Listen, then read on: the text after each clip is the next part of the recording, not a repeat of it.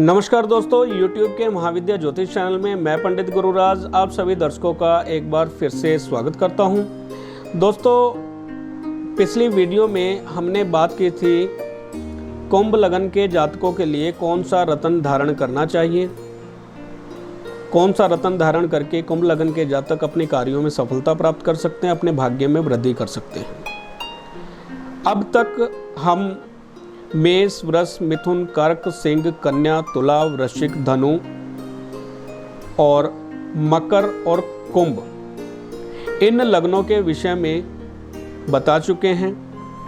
इन सभी लग्नों की वीडियो हम अपने चैनल पे डाल चुके हैं। अगर आपको अपने लगन के बारे में जानना है कि कौन सा रत्न आपको धारण करना है तो आप सर्च करके वीडियो ढूंढ सकते हैं। आप मेरा चैनल सब्सक्राइब करें और मेरे चैनल पे वो वीडियोस ढूंढ सकते हैं अपने लगन की।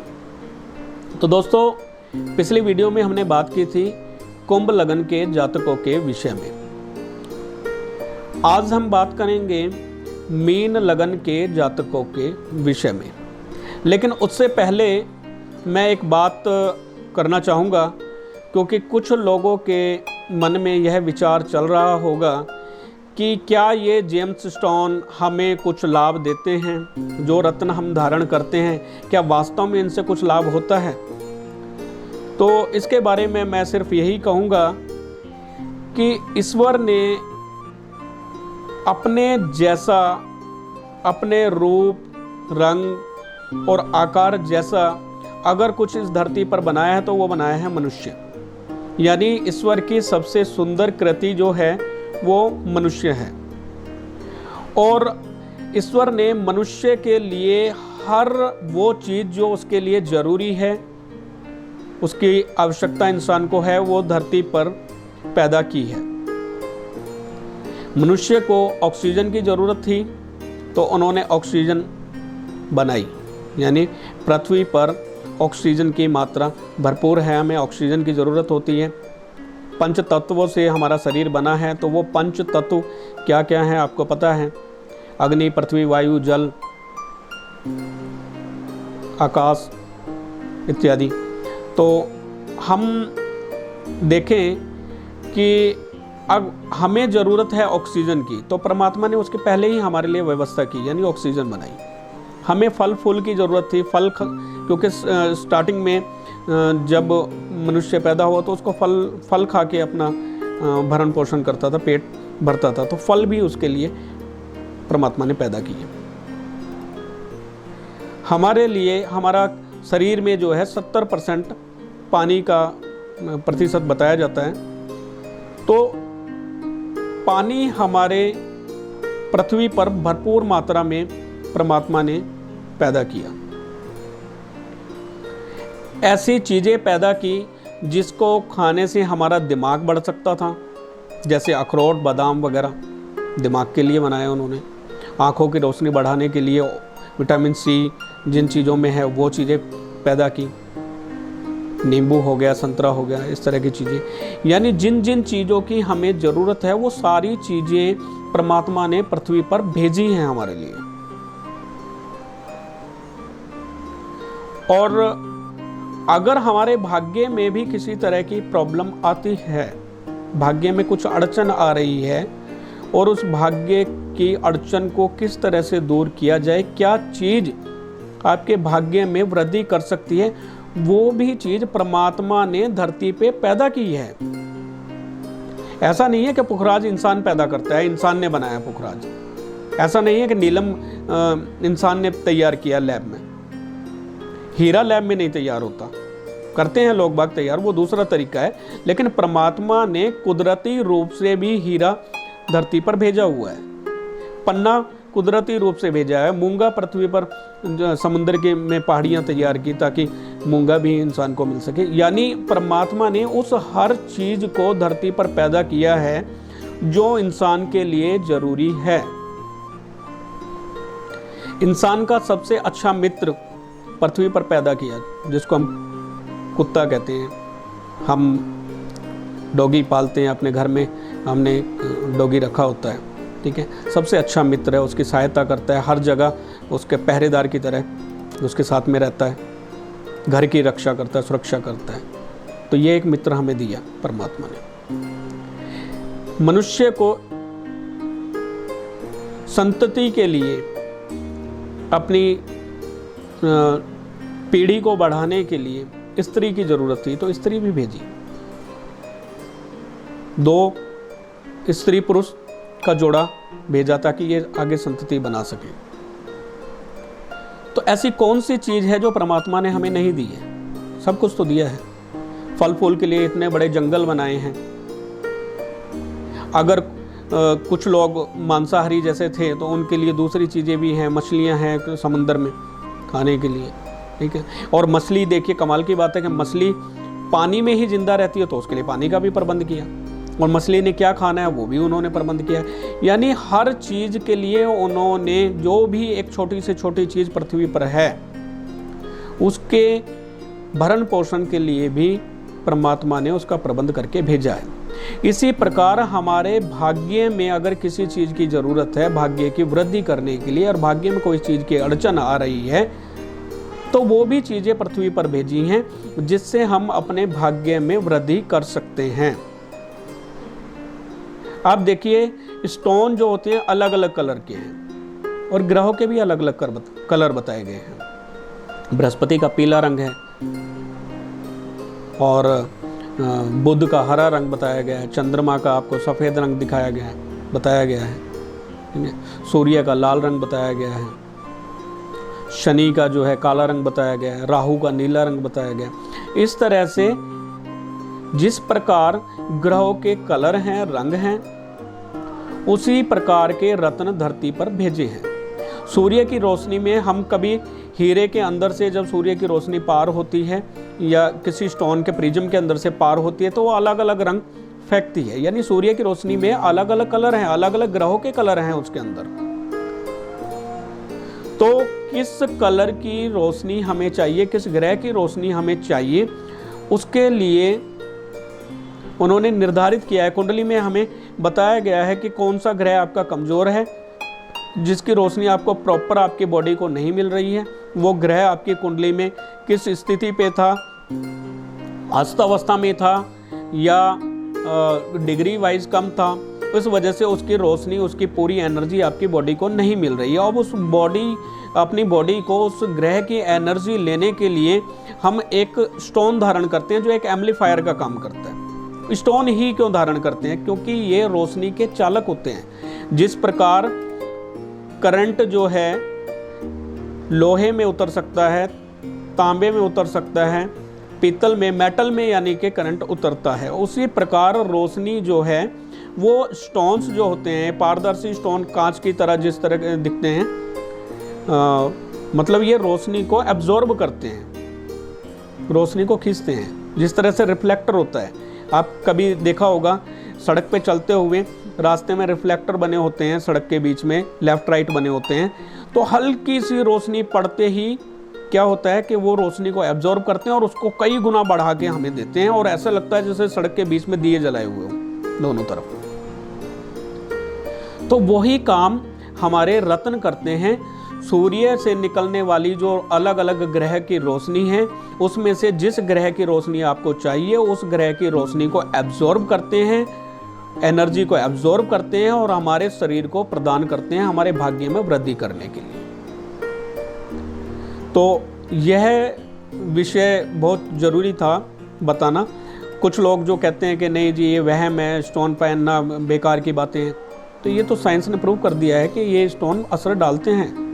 और जिन लोगों को लगता है कि स्टोन असर नहीं डालते तो कभी रक्त नीलम धारण करके देख लेना, पता लग जाएगा आपको। अगर आपकी कुंडली में नीलम बहुत शुभ रहा, आपके लिए शनि अगर शुभ रहे कुंडली में, तो रक्त नीलम आपको प्रभाव देगा। और अगर ये अशुभ रहा तो आपको रात में ही बता देगा कि हाँ मैं आ चुका हूँ तेरे पास में, अपने प्रभाव दे देगा, रात भर की नींद उड़ा के रख देगा आपकी।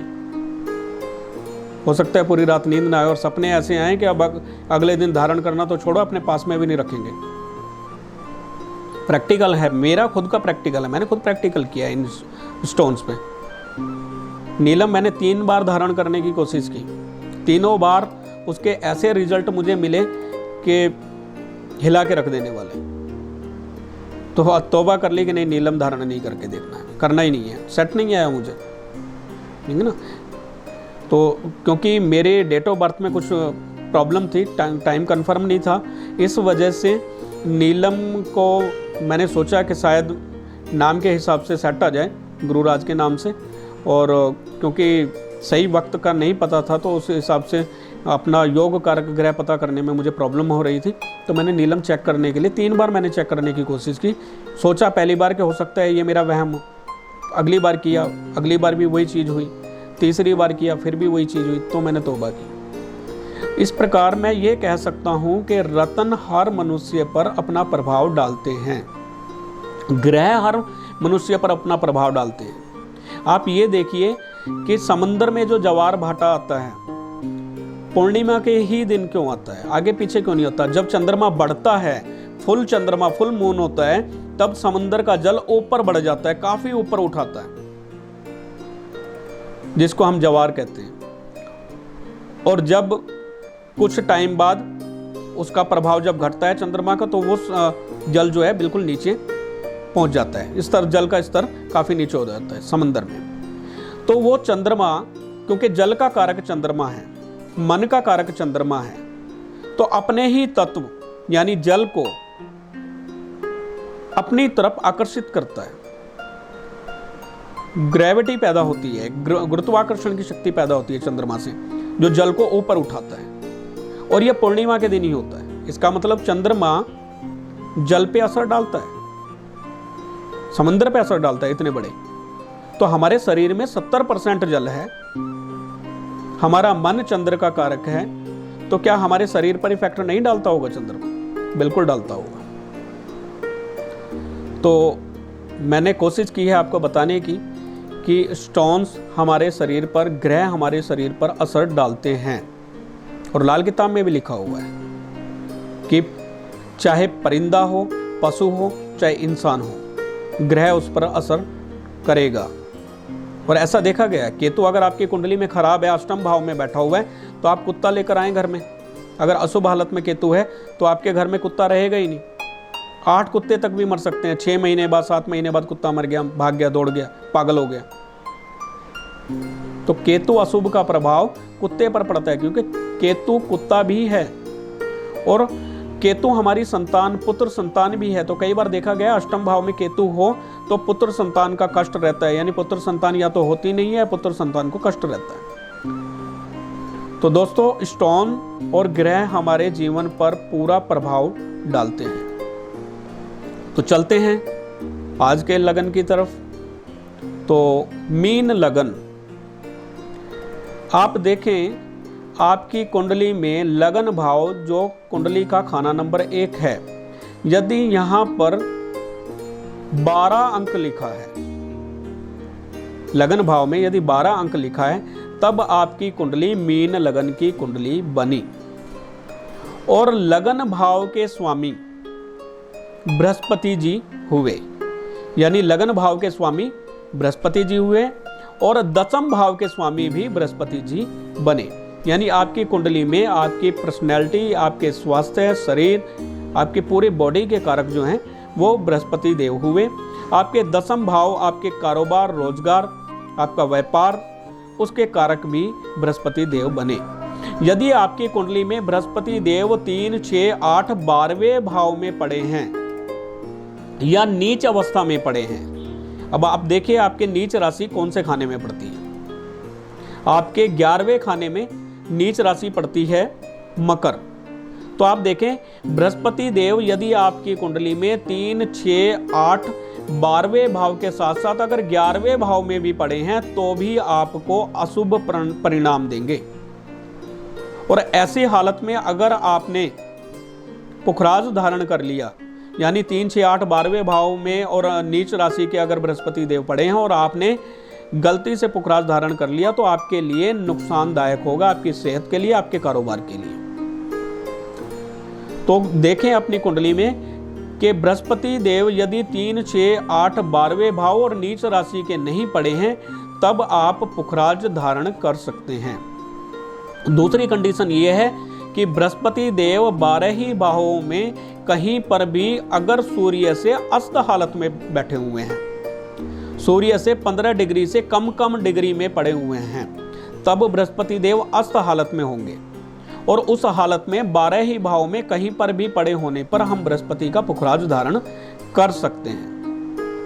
यानी वो बृहस्पति देव जो कोई रिजल्ट ही ना दे, सूर्य से अस्त होकर, आपके योग कारक ग्रह हैं जो अस्त होने के बाद कोई भी रिजल्ट ना दे, उनसे रिजल्ट लेने के लिए हमने रत्न धारण करना है। क्योंकि हमें शुभ प्रभाव लगन से भी जुड़े हुए चाहिए और व्यापार से भी चाहिए, चाहे वो कष्ट के बाद ही क्यों ना मिले। थोड़ा बहुत कष्ट होने के बाद भी अगर हमें वो उसका लाभ मिल जाए तो हम चाहते हैं कि हमें लाभ मिले उसका, तो उसके लिए हमें रत्न धारण करना पड़ेगा, अस्त हालत से उनको उबारना पड़ेगा, उसके लिए हमें पुखराज धारण करना पड़ेगा। पुखराज आप अपने वजन के अनुसार, जितना भी आपका वजन है, आपका 50 किलो वजन है तो 5.25 रत्ती, 60 किलो है तो 6.25 और 70 है तो 7.25 रत्ती का रत्न आप धारण करें। पुखराज आपने पहली उंगली में धारण करना है, फर्स्ट फिंगर में। सोने में धारण कर सकते हैं, पंचधातु में धारण कर सकते हैं, अष्टधातु में धारण कर सकते हैं, पीतल में धारण कर सकते हैं। और याद रहे, पुखराज आपने शुक्ल पक्ष के बृहस्पतिवार को धारण करना है। धारण करने से एक दिन पहले रिंग आप तैयार करवा के ले आएं और बुधवार की रात को कच्ची लस्सी में डुबाकर रख दें। अगले दिन कच्ची लस्सी से निकालें, स्नान आदि से पवित्र होकर अपने घर के मंदिर में आप बृहस्पति देव का ध्यान करते हुए धूप दीप जलाएं। मुद्रिक रिंग को अपने हाथ में पकड़ें और हाथ में पकड़ने के बाद आपने बृहस्पति देव का जो मैं मंत्र बता रहा हूँ उसका 108 बार पाठ करके रिंग को अभिमंत्रित करना है और अपनी फर्स्ट फिंगर में धारण कर लेना है, तर्जनी उंगली में। मंत्र क्या है? मंत्र सुन लें। मंत्र है ओम ग्राम ग्रीम ग्रोम सह गुरुवे नमः। फिर से सुन लें, ओम ग्राम ग्रीम ग्रोम सह गुरुवे नमः। इस मंत्र को आप ओम ग्रांग ग्रीं ग्रोंग भी बोल सकते हैं। आप इस मंत्र को ओम ग्रांग ग्रीं ग्रोंग सह गुरुवे नमः भी बोल सकते हैं, तब भी ये ठीक है। यानी आप ओम ग्राम ग्रीम ग्रोम बोलते हैं तो भी ठीक है, ओम ग्रांग ग्रीं ग्रोंग बोलते हैं तो भी ठीक है। तो मंत्र कैसे बोलना है आपने? ओम ग्राम ग्रीम ग्रोम सह गुरुवे नमः या ओम ग्रांग ग्रीं ग्रोंग सह गुरुवे नमः। इस मंत्र का आप 108 बार पाठ करें, रिंग को अभिमंत्रित करें और अपनी तर्जनी उंगली में धारण कर लें बृहस्पतिवार के दिन शुक्ल पक्ष के। यदि आपकी कुंडली में बृहस्पति देव 3, 6, 8, 12वें भाव में या नीच राशि के पड़े हैं, तब आप देखें आपके पंचम भाव में कौन सी राशि पड़ी हुई है। आप अपनी कुंडली में देखें, लगन भाव से एंटी क्लॉकवाइज गिनती करते हुए हम देखते हैं पंचम भाव में 4 अंक पड़ा हुआ है और 4 अंक होता है कर्क राशि का। कर्क राशि के स्वामी होते हैं चंद्रमा। तो चंद्रमा आपके पंचम भाव के स्वामी बने। पंचम भाव आपके लव अफेयर, विद्या, संतान, लॉटरी सट्टा, शेयर बाजार, आपका पूजा पाठ, आपकी मंत्र शक्ति का है। तो यदि आप पंचम भाव से लाभ लेना चाहते हैं, प्रमोशन चाहते हैं, तब आप सुच्चा मोती धारण कर सकते हैं। और सुच्चा मोती धारण करना है तो याद रहे, आपने ये देख लेना है कि चंद्रमा देव आपकी कुंडली में 3, 6, 8, 12वें भाव में ना हो और 9वें भाव में भी ना हो, क्योंकि वृश्चिक राशि पड़ी हुई है 9 नंबर में। तो ध्यान रखें इस बात का। यदि चंद्रमा देव 3, 6, 8, 12वें भाव में या 9वें भाव में बैठे हुए, तब आपको पूरी तरह से अशुभ फल देंगे। आपका दिमागी प्रॉब्लम बढ़ा देंगे, परेशानियां बढ़ा देंगे, टेंशन बढ़ा देंगे, काम कारोबार में दिक्कत परेशानी देंगे और पंचम भाव से रिलेटेड परेशानियां ही देंगे। और जिस भाव में पड़े हुए वहां पे भी वो प्रॉब्लम क्रिएट करेंगे। तो ये मत सोचना कि मेरा भाग्य भाव में चंद्रमा बैठा है तो मैं सुच्चा मोती धारण करूं। ऐसा नहीं करना है। आपने कुंडली में देखना है, अगर 3, 6, 8, 12वें भाव में और नीच के यानी वृश्चिक राशि के 9वें भाव में नहीं पड़े हैं चंद्रमा देव, तब आप सुच्चा मोती धारण कर सकते हैं, मून स्टोन धारण कर सकते हैं। और यदि आपकी कुंडली में 3, 6, 8, 12वें भाव में हुए और नीच के हुए और आपने सुच्चा मोती धारण किया तो आपको नुकसान करेगा। आप अपनी कुंडली में निर्णन भाव में भी देखें कि जिस ग्रह का हम रत्न पहन रहे हैं वह ग्रह कुंडली में कहीं ऐसा तो नहीं है कि 3, 6, 8, 12वें भाव में चला गया, नीच राशि का हो गया। तो निर्णन भाव में भी आप भाव चलित कुंडली में देखें कि कहीं आपकी कुंडली में जिस ग्रह का रत्न आप पहन रहे हैं वह नीच राशि का या 3, 6, 8, 12वें भाव का तो नहीं बन गया। तो यदि आपकी कुंडली में कोई ग्रह 3, 6, 8, 12वें भाव का बन गया है, चंद्रमा देव अगर आपके 3, 6, 8, 12वें भाव में चले गए हैं, नीच के हो गए हैं, तब आप मून स्टोन सुच्चा मोती न धारण करें। अब आप देखें आपकी कुंडली में नवम भाव के स्वामी कौन ग्रह बनते हैं। नवम भाव के स्वामी बनते हैं आपके मंगल देव, और आपके द्वितीय भाव के भी स्वामी हैं, दूसरे भाव के स्वामी। मंगल देव आपके भाग्य के स्वामी हैं, आपके विदेश यात्रा के स्वामी हैं, आपके पिता के सुख के स्वामी हैं, पिता से लाभ के स्वामी हैं, ठीक है ना, और आपके धर्म में रुचि के भी कारक हैं, स्वामी हैं। यानी यदि आप कुंडली में धन लाभ चाहते हैं, परिवार से लाभ चाहते हैं, वाणी में मधुरता चाहते हैं, आप भाग्य में वृद्धि चाहते हैं, विदेश यात्रा करना चाहते हैं, पिता से लाभ चाहते हैं, धर्म में रुचि बढ़ाना चाहते हैं, तब आप मंगल का रत्न मूंगा धारण कर सकते हैं। और आप ये देख लें कि आपकी कुंडली में मंगल देव 3, 6, 8, 12वें भाव में ना पड़े हों, नीच राशि के कर्क राशि के ना पड़े हुए हों। आप देखें आपकी कुंडली में कर्क राशि कहां पर पड़ती है, यानी पंचम भाव में। यदि मंगल देव पंचम भाव में हुए कर्क राशि में तो नीच के हो जाएंगे, और आपने अगर मूंगा धारण किया तो आपको नुकसान करेगा, भाग्य में भी कमी करेगा, और आपके पिता से भी झगड़े कलेश करवाएगा, और धन में भी आपके प्रॉब्लम क्रिएट करेगा, धन हानि कराएगा, वाणी में कटुता देगा। तो आप देखें यदि आपकी कुंडली में मंगल देव 3, 6, 8, 12वें भाव में पड़े हैं या पंचम भाव में कर्क राशि के पड़े हैं, तब आपने मूंगा धारण नहीं करना है। सिर्फ एक ही कंडीशन में मूंगा धारण कर सकते हैं आप इन भावों में पड़े होने पर, यदि मंगल देव सूर्य से अस्त हालत में हुए तो। आप अपनी कुंडली में देख लें, यदि मंगल देव सूर्य से 15 से कम डिग्री के पड़े हैं, यानी सूर्य और मंगल के बीच में 7, 8, 10, 12 डिग्री का अंतर है, तब आपके मंगल देव अस्त हालत में होंगे। एक ही खाने में या आगे पीछे खाने में भी कई बार होता है कि सूर्य पिछले खाने में है 28 डिग्री पे और अगले खाने में मंगल देव जो है 5 डिग्री पे पड़े तो भी अस्त होंगे। तो यदि आपकी कुंडली में मंगल देव अस्त हैं, तब किसी भी भाव में पड़े होने पर आप मंगल का मूंगा रत्न धारण कर सकते हैं। रत्न धारण करने की विधि क्या है, ध्यान से सुन लें। रत्न आपको मंगलवार के दिन धारण करना है, चीची के साथ वाली उंगली में धारण करना है, यानी अनामिका उंगली में धारण करना है, शुक्ल पक्ष के मंगलवार को धारण करना है, तांबे में धारण करें या सोने में धारण करें, दोनों में से किसी भी मेटल में धारण कर सकते हैं। आप पीतल में भी धारण करना चाहे तो कर सकते हैं, लेकिन सबसे पीतल से अच्छा रहेगा कि आप तांबे में धारण करें, या तो सोने में करें या फिर तांबे में धारण करें। तांबे में शुभ फल देगा आपके लिए, क्योंकि मंगल का जो मंगल ग्रह का रंग है वो ताम्र कलर है, तांबे के रंग का है, तो तांबा इनकी धातु है। तो मूंगा आप तांबे में धारण करें या सोने में धारण करें।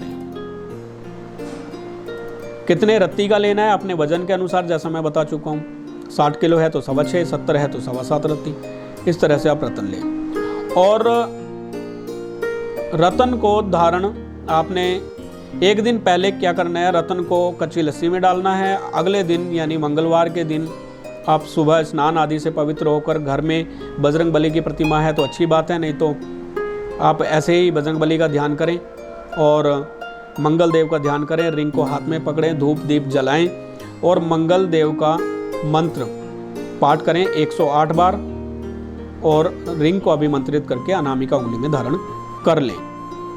मंत्र क्या है? मंत्र है ओम क्राम क्रीम क्रोम सह भौमाय नमः। फिर से सुन लें, ओम क्राम क्रीम क्रोम सह भौमाय नमः।